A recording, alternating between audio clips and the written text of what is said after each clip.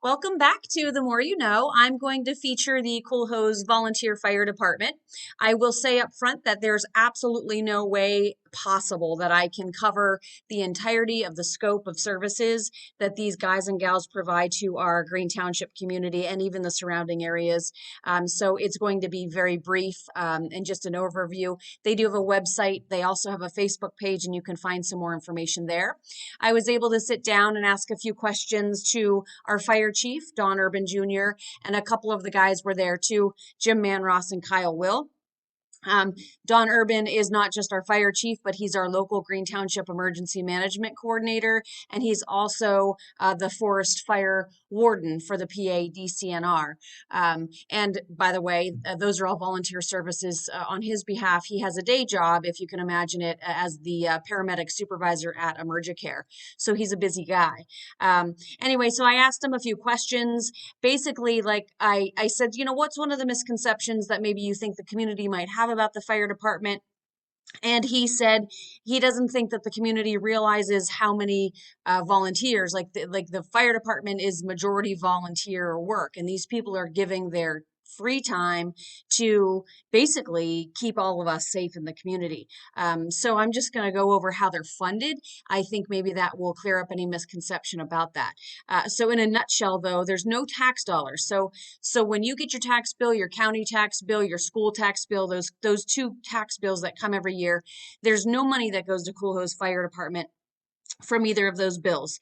They do get a small percentage of money from the LST tax, that local service tax that you get once a year, that $52 out of your paycheck. That some of that money does come to the fire department. The bulk of their money, though, is from receiving money through their ambulance service billing. They do an annual fund drive, which is in progress currently. They obviously take donations. They write grants, federal and state grants, to help get most of the things that they have. There is a state grant right now being submitted for a new fire truck to replace the one we have right now that is actually 31 years old. So I'm hopeful that that comes through for them and they get that new truck. The entire department is volunteer except for a handful of part-time firefighters, and they work from 6 a.m. to 4 p.m. That LST tax pays for those guys. So they rotate shifts just to make sure that there's coverage during the daytime while all the other volunteers actually work at their day jobs. They cover, as far as the fire department goes, 37 square miles. That would be Green Township. In 2020, they made 378 calls as opposed to 437 in 2019, and that would just be due to the COVID situation. So 45% of their calls are fire and rescue responses, 55% are emergency medical service transports or a transport from a motor vehicle accident. So besides fighting every type of fire under the sun that you can imagine, they also have different departments. They've got a hazmat department.